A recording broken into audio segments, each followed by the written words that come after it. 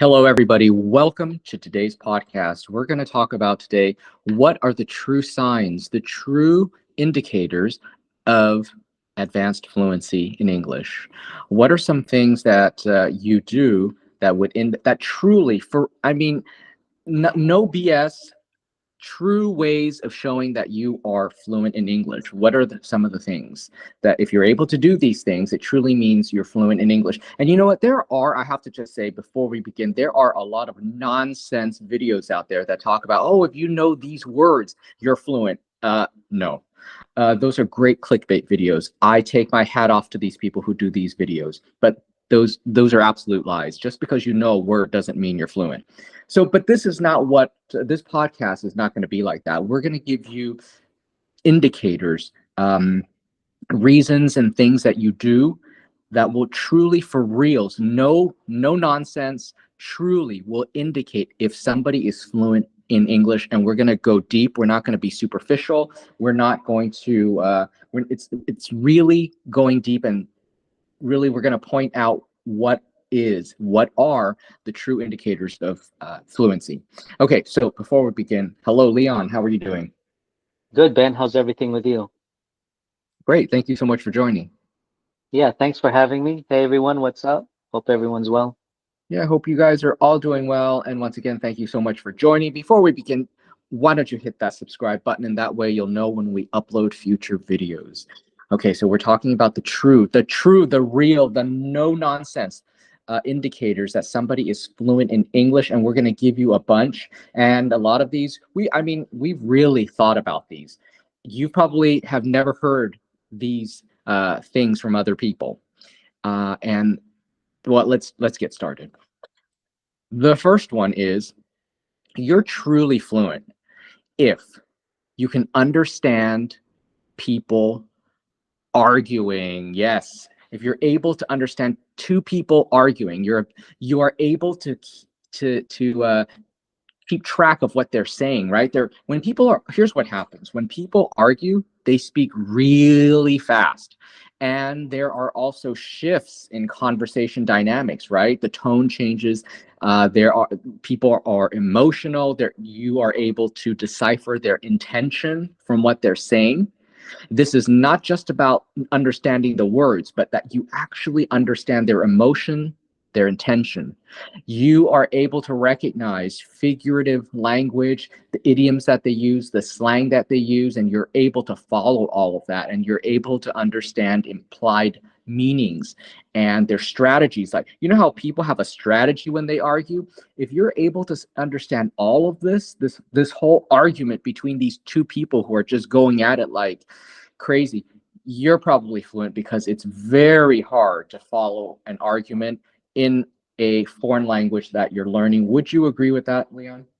Yeah, absolutely. I mean, you hit it right on the nail. I mean, when you hear two people arguing, I mean, the speed, I mean, it's Mm-hmm. really fast because everyone's all emotionally involved, and the intonation, just the intonation alone, you can pick up things Yes. whether it's positive or negative the way they're saying things. And this is a huge thing because they use a lot of intonations during an argument, and some of them may sound like, oh, okay, but if you look at word for word, doesn't mean anything. But when you listen to the intonation, yeah, they're literally being sarcastic and saying things and kind of in a negative way, yeah, condescending way. Yeah. Well, also in an argument, people cut each other off. So a lot of times one person doesn't even get to complete what he's saying, and the other person cuts them off. The fact that you're able to understand what that person was going to say, with even though they were cut off, and then let's say they get cut off and then they get back into what they're saying, so everything's very chopped up like that. If you're able to Hmm. piece all of that together, even though it's all chopped up, you're fluent. Because most of the time when you listen to English, it's just a straight line, right? You just go from A to Z. You go from word 1 to word 10. That's your sentence. But when people Hmm. argue, it's not linear like that. It's not 1, 2, 3, 4, 5, 6, 7, 8, 9, 10. It's like 1, 2, 3. They get interrupted by somebody else's 1, 2, 3, and then it goes to back to the first person speaking their 4, 5, 6, they get interrupted again. Somebody else is speaking. They're at their 3, 4, 5, and then you go back to the first person. Just the fact that I'm illustrating this with an example with these numbers right now, you're probably getting confused. Or if you're not, that's also a good sign that you understand you're fluent, because you're understanding my explanation right now, which is basically when people fight, they interrupt each other, and you have to be able to pick up where somebody left off before they got interrupted. If you're able to do that, I think that you are fluent. Hmm. Yeah, and when you're dealing with like real life argument, that's the best thing because when Yes. you're watching a movie or scenes and they're having an argument, that's not what a true argument is. That's something that for people to understand because they have to be clear for viewers to understand. But in a real life argument, wow, things are rapidly, the speed of it is really The fast. Yeah. speed, yes, the speed. Hmm. The second thing, and it's sort of related, is you really are fluent if you're able to follow two separate conversations. This is very, very hard to do, and I know this to be a fact because I cannot do this in Italian. No way, absolutely not. And what I mean by follow two separate conversations is just so imagine. Okay, so imagine you're sitting at a restaurant. There's somebody talking at the table to your left. There's somebody at your table to the right, and you have conversations on both sides, and you're curious, oh, what's this person saying, then what's the person on the right saying, and you're able to keep two at the same time going. You're probably fluent because it requires a certain cognitive ability to process and switch between multiple inputs, right? You know how hard that is in your own native language. Now try doing it in English. If you can, that would indicate you're fluent. Do you find that hard, Leon, to follow two conversations?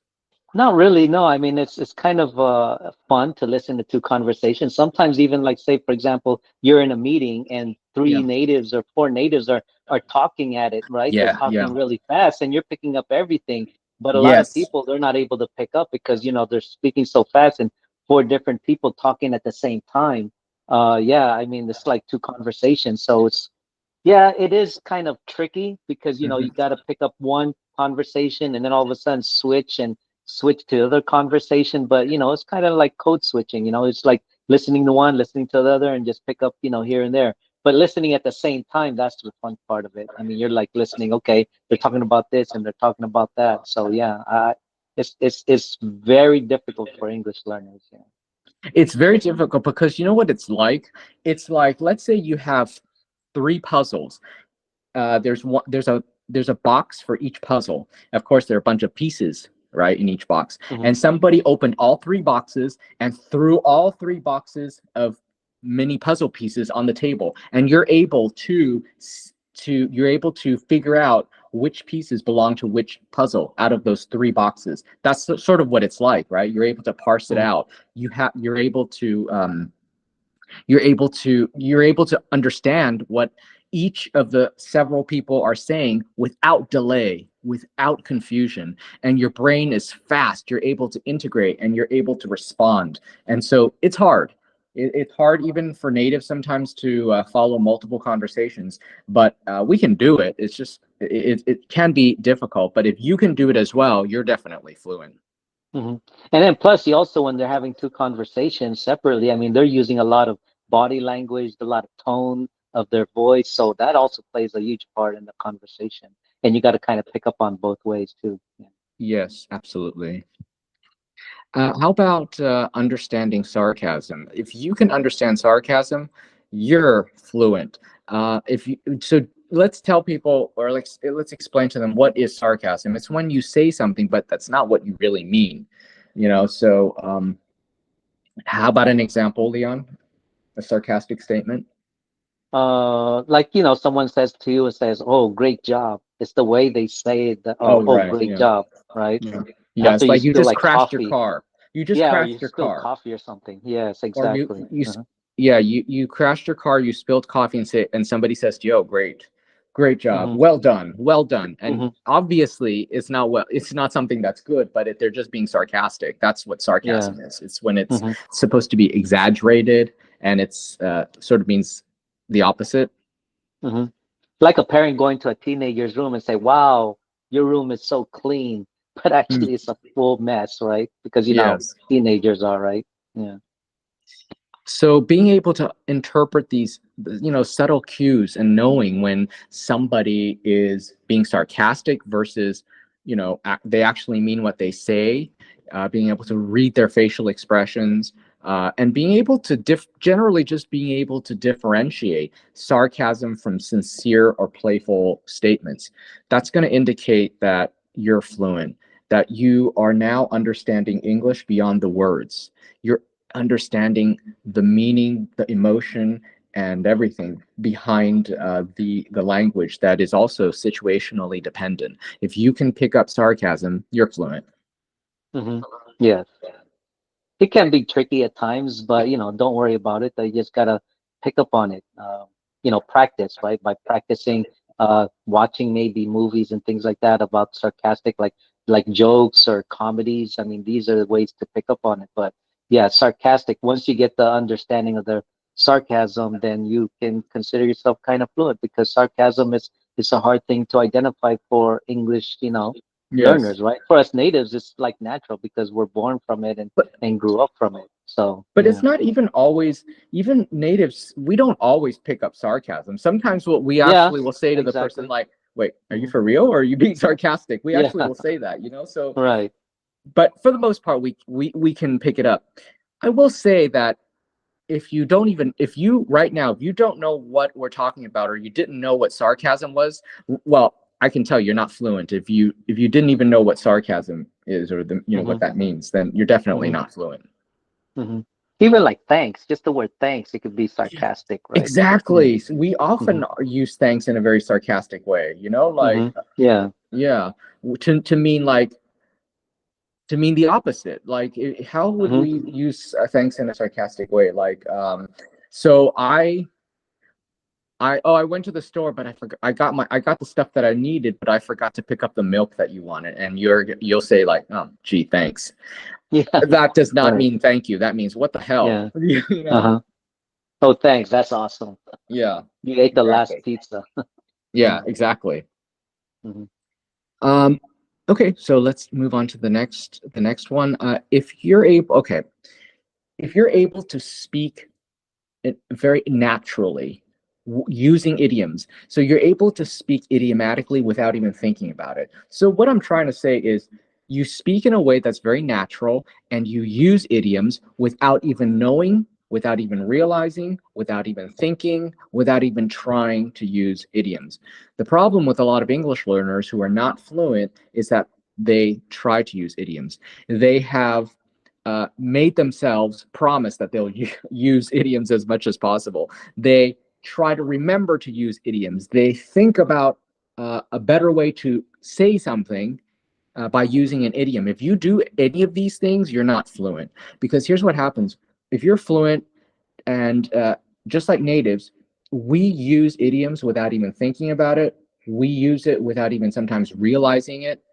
Most of the time, I'd say we don't even realize we're using an idiom. We just say it that way, and it happens to be an idiom because that is the only way we either know how to say it, or that is a way where we think this is the best way to say it. Why would you say it any other way? And oh, yeah, it happens to be an idiom, but we didn't say it because we were thinking, I'm going to use this idiom. We just said it. That's just what you say. That's just how you express what you wanted to express. Whereas if you're an English learner, you do it the other way. You think, I'm going to say A, B, C, D, but you know what? Maybe I won't. Maybe I'll use this idioms to substitute A, B, C, D. That happens in your head, that mental process, because you're an English learner. If you're doing that, I'm going to say that you're not fluent. And the result of that is most of the time, I mean, not just like 70%, not 80%. In my experience, I'm talking 95% or more of the time, English learners get idioms wrong. Um, but people who are fluent, they don't get idioms wrong. Leon, what do you think?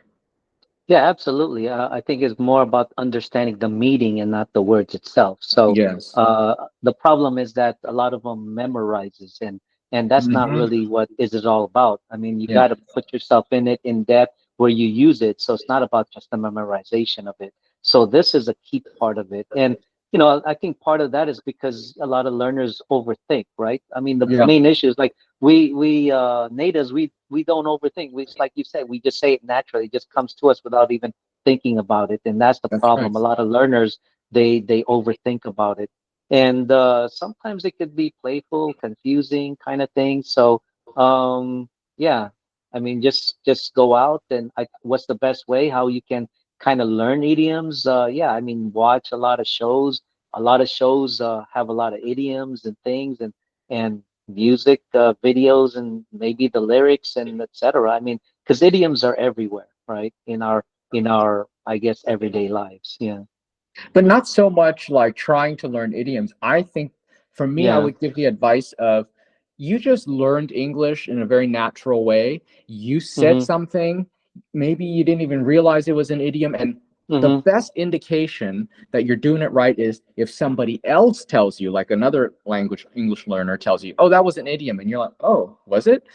Okay, that's a good sign. That's a good sign right there when you Yes. didn't even realize you were using an idiom, as opposed to don't go reading a book or watching a show with pen and paper or whatever, thinking, okay, I'm going to find the idiom. Let's find the idiom.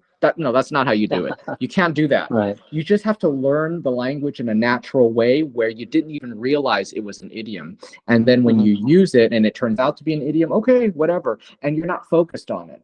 If you're focused on the fact that it's an idiom or isn't an idiom, I guarantee you're not going to get it right. So I think that maybe the best advice to people is stop learning idioms. Just learn the language, right? Idioms are embedded in the language. And if you just learn the language in a natural way, you also get the idiom. You also get the Mm-hmm. idioms. It's part of the package, right? It's part of Mm-hmm. the package. I mean, you can learn it through like, book, kind of learn it, memorize it in that kind of way, but don't Yeah, use it. I mean, the best way is really is like what Ben said. I mean, the communication, right? You go out there, yes, have a conversation, immerse yourself in the English language with, especially with natives, because it just comes natural. And the more you get in a conversation, it's like what Ben said. You basically just pick up idioms without you even realizing it, and then you use it naturally, and that's then right. from there, people, realize, oh, you just use an idiom without you even realizing it. Yes. Uh, you mentioned speaking and not having to think, and so let's go to our next point. Is you're fluent. I think this is a true indicator of fluency, which is you're able to speak without thinking. You don't even think about it. You just automatically the words come out of your mouth, and all of it is correct. The vocabulary is appropriate. The grammar is correct. You don't need to translate. You're not doing word for word construction. You can speak spontaneously. Whatever is like, that moment it comes into your head, it comes out of your mouth. You're not thinking. It doesn't have to be processed, right? The thought doesn't have to be processed. And there's just sort of this seamless integration between what's going on in your head, the thoughts in your head, and what's coming out of your mouth. This should be a pretty easy concept to understand because you do this in your native language. So if you're able to speak English with that level of agility, then you're fluent, right? Yeah, absolutely. I mean, you said like, not overly thinking, and the best, by doing that, it's just like, I guess you can say, is the confidence, right? Confidence Yes. boost and your speed of your speaking, right? Mm. And then you try to avoid like those awkward silences, right? Just go out and just talk, forget about not to have to think about it. I mean, you make a mistake, okay, cool. So what? I made a mistake. Continue. Don't go back and try to correct yourself. Yeah, you made a mistake. What? What's going to happen? Nothing. Just go ahead and go about your business. Yeah. All right. Okay. So not having to think about it. Big sign. Great sign that you're Hmm. fluent. The next one is confident. Excuse me, confidence. And so here's the thing, right? When you speak your native language, when Leon and I speak English, we speak with confidence. We don't even spend a second worrying that we are going to misspeak or we're going to use the wrong, I don't know, verb tense or whatever. Like you're confident in whatever you're saying. That's it. There's no error. There's not going to be error. And that's just how it is, right? But see, the thing Yeah. is when you're an English, excuse me, when you're a language learner, you when you speak that language, when I'm speaking Italian, I'm constantly thinking, because I'm not fluent, because I'm constantly thinking, I hope that was the right way to say it. Is that the best word? See, when I speak English, I'm not thinking that. I'm just like, I just go, right? It's like driving a car. I just step on it. I go fast. I go in the fast lane on the highway. I don't care. I don't think. I just go. And if you are able to speak with that level of confidence, that sort of belief that, oh, of course I'm right. Okay, if you are able to speak like that, then I think that that's a good sign that you're confident. Yeah, absolutely. And I think the most important part is we natives, we Americans, we focus on what we say and not necessarily how you say it, right? Of how we say things. So just go out there and yeah, we make mistakes, but to us, mistakes is not like failure. I mean, We're it's not just a embarrassed mistake. by our mistake. Let's put Yeah, it that way. exactly. Yeah, Yeah. And so that's where, the confidence is just a half the battle of what you have to go through. I mean, you just got to, you know, try to be more fluent. And even though if you're not, try not to be perfect. A lot of English learners, that's what they try to reach. They want to be perfect. They don't want to be yeah. ridiculed and mocked, and just go out there and just, talk, and whatever your mother tongue is in your speed, that should be your same speed in your English language. Don't try to force things. I think that it's not that it's not that if you're a fluent speaker or you're a native speaker, you don't make mistakes, because of course we do. But the difference is that our confidence is not bound up in our mistakes or lack thereof, right? If we make a mistake, Hmm. we'll just be like, wait, hold on, no, wait, no, what am I trying to say here? Actually, what I mean is this. Like, we'll correct ourselves, but we don't lose confidence when we do Hmm. correct ourselves. We just keep going. Hmm. Like, we might just say, wait, no, wait, maybe that's not the best word. What am I trying to say? And okay, Hmm. so sometimes we do that as natives, and it's okay. But the key takeaway here is that you have complete trust in your linguistic ability and competence, and you trust your intuition. And if you make a mistake, you will just say, oh wait, no, no, that's not the right word, and then you just correct yourself. But you even correct yourself in a very confident way, right? You're not like, oh, I'm Hmm. so sorry, I got it wrong, or you know what I mean. You don't Yeah. apologize like that.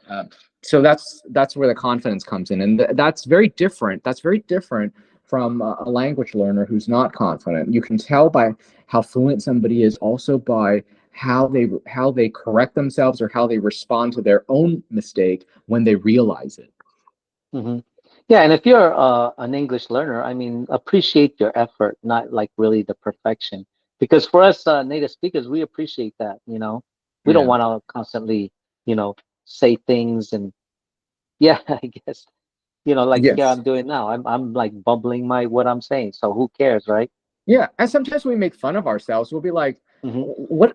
I'm sorry. What did I just say? I'm sorry. I'm losing my mind. Anyway, Yeah. and then you don't care, right? It's not a big deal. Hmm. So the next one is, I would say, here's another indicator that you're fluent is you you either never or rarely need to rewind, go back to understand what somebody's saying in a movie or a TV show, right? Like, all you need is to hear it once and you got it.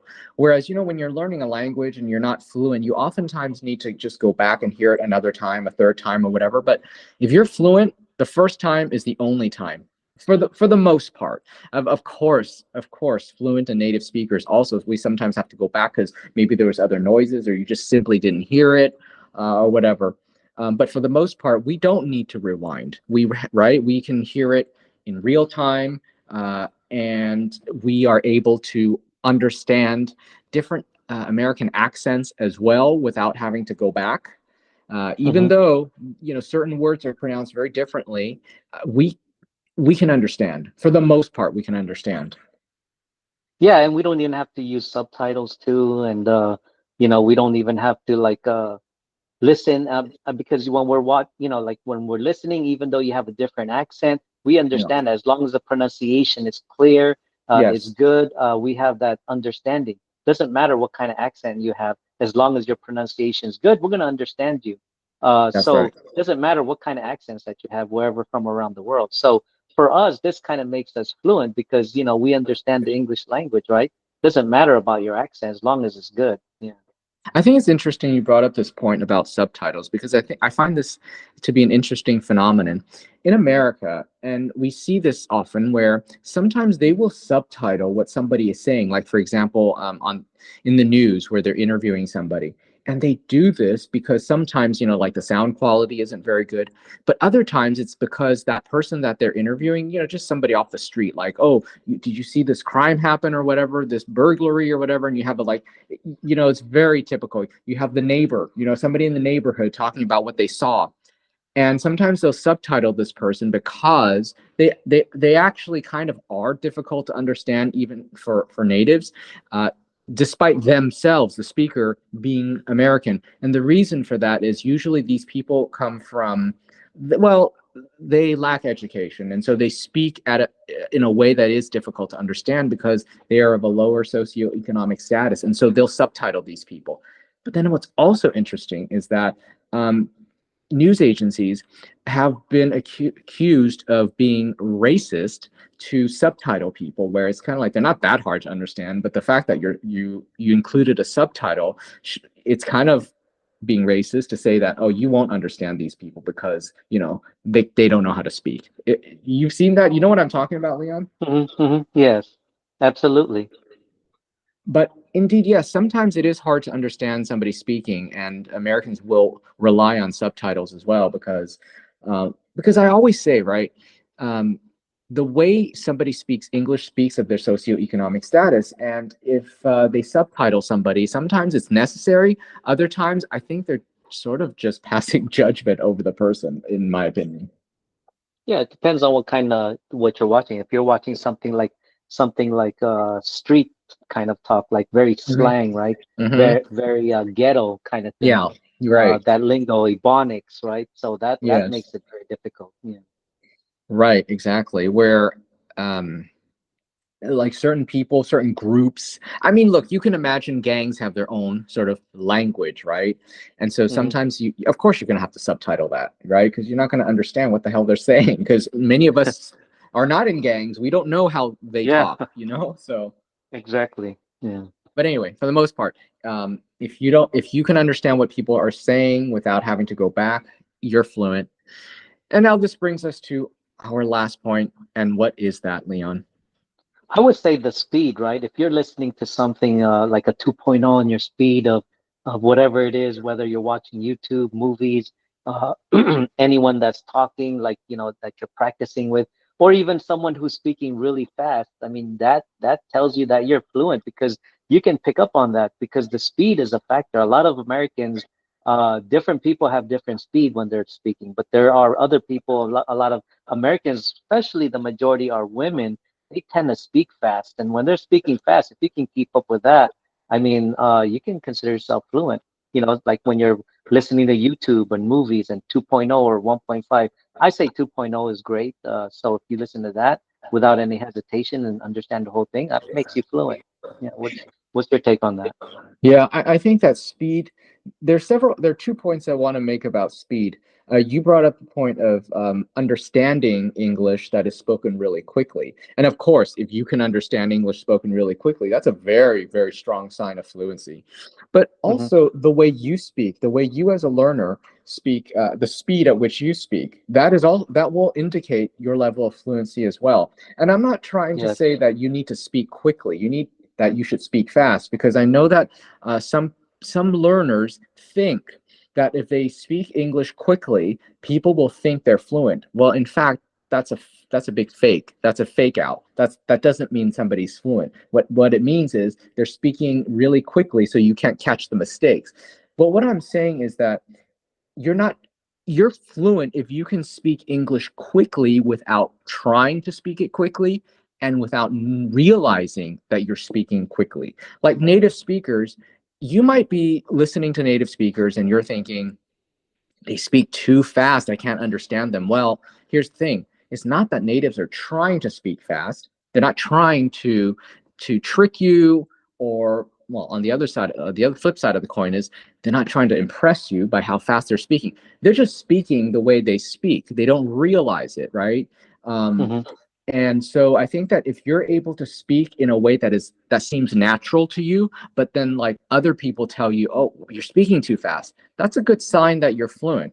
Of course, that's not the only sign that you're fluent, because you could also be making a lot of mistakes. But what I'm saying is you're naturally speaking in a way without trying to, and it happens to be fast to other people.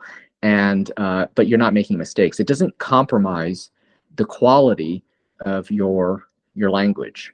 And so Hmm. I think that would indicate that that you're fluent if we were to talk about the speed at which you speak. Hmm. Yeah, and if you're speaking like in your own mother tongue, and you tend to speak in a mild, speed, and then all of a sudden in the English language you're like trying to speak fast to try to sound native. I mean, that doesn't sound natural. It seems like you're forcing yourself. So it doesn't seem really natural for you to speak that way in that kind of speed. Yeah. Well, you brought up a good point, is that trying to sound native. If you're trying to sound native or trying to sound fluent, I'm guessing you're not fluent, because people who are Hmm. fluent don't have to try. It's about being effortless, right? So Yes. anytime you have to try, I mean, look, I'm not discounting the benefits of trying. We're told all the time in different things we do in our lives that you need to try, you need to put forth effort, right? But I Mm-hmm. think that when it comes to being fluent in a language, in being fluid in speaking a language, I think actually trying shows that you're not there. So I mean, you feel free to disagree with me. Leave a comment. What do you think of that? That's what I believe. In most things in life, if we try, we'll get good results, right? But I think that when it comes to exhibiting fluency, the fact that you're trying shows that you're not fluent. I think. What do you think, Leon? Yeah, absolutely. I agree with you 100%. Yeah.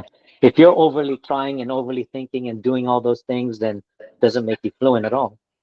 Yes, right.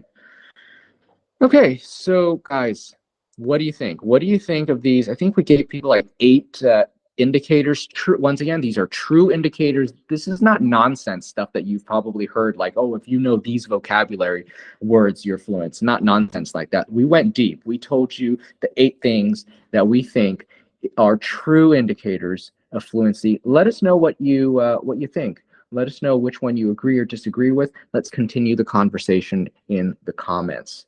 And please give this video a thumbs up. We would really appreciate it. And don't forget to subscribe. Okay, Leon, thank you so much. Thank you for joining. And thank you, everybody. Yeah, thank you for having me, Ben. I appreciate it. Thanks, everyone. See y'all later. Ciao.